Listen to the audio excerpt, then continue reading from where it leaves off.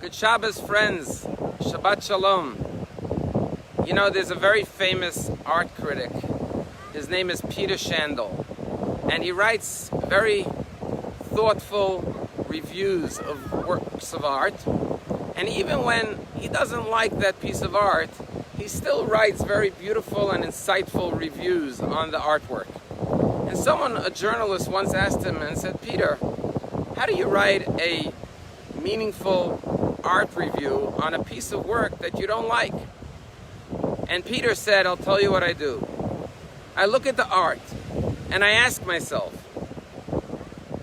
if I like this piece of art, what would I like about it?" This week's Torah portion tells us about the priestly blessing. That is the obligation and the privilege of the descendants of Aaron the high priest to bless the Jewish people. Why were Aaron's descendants chosen as the ones to bless the Jewish people?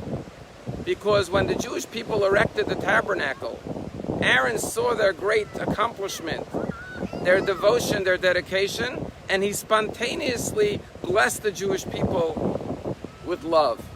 He had a motivation of love in his heart to bless the Jewish people. And therefore his descendants carry on his mission, because the love is genetically, spiritually passed down in the DNA of the priests. And indeed it's the only mitzvah that in the very blessing it says, and we are commanded, the Kohanim say, to bless the Jewish people bi ahava, with love. When a Kohen blesses the Jewish people, our rabbis in Ethics of Our Fathers say we are meant to learn from them. Our rabbis say in Ethics of Our Fathers we should all be the disciples, students of Aaron the high priest, who loved peace, pursued peace, loved mankind, and drew them closer to the Torah. As we look at America and the huge rift that we are experiencing, we all have to become disciples of Aaron the high priest. And we have to learn how to bless our fellow man. And we need to develop the trait of Aaron, which is to love peace, to pursue peace, and to love mankind. Every human being Aaron was a lover of, regardless of the color of their skin or any other race, color, creed, or differentiation. He saw the essence of every human being, loved them, and tried to draw them closer to one another. And indeed, one of the interpretations of the blessing is that Aaron is commanded to bless the Jewish people not only with his love, but rather because he realizes that God instructed him to bless the Jewish people because God loves the Jewish people. And God loves every human being, because every human being is a child of God. And therefore, when you see another human being as being just like you, and when you realize that every human being is a child of God and the image of God just like you, then you're motivated with the love not only of yourself, but God's love for that human being. And indeed, this is what we need to do today. Today we need to turn to prayer and see the world and see our fellow man from God's perspective.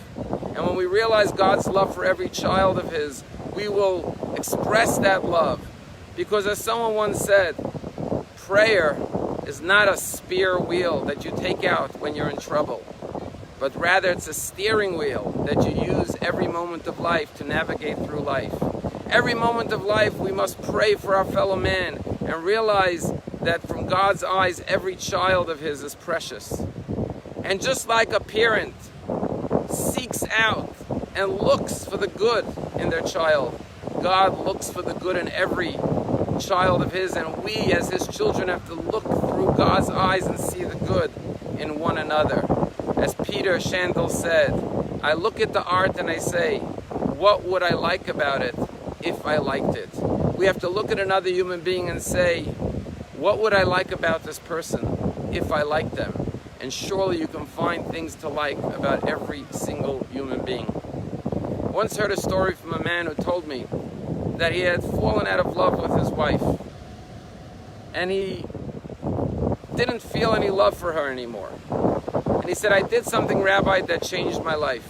One day I took out a journal, and every day I would write the date, and I would find one thing that I loved and appreciated about my wife, something she did that day. Maybe the way she showed kindness to another person, maybe the way she helped others, maybe the way she spoke to the children. And I recorded in the journal something kind, something beautiful, something positive that I saw in my wife every day. And I did this for one whole year. And then, on her birthday, I presented her with this journal. When my wife received the journal, she began to cry. And she said, this is the most meaningful gift, the most precious birthday present I've ever received.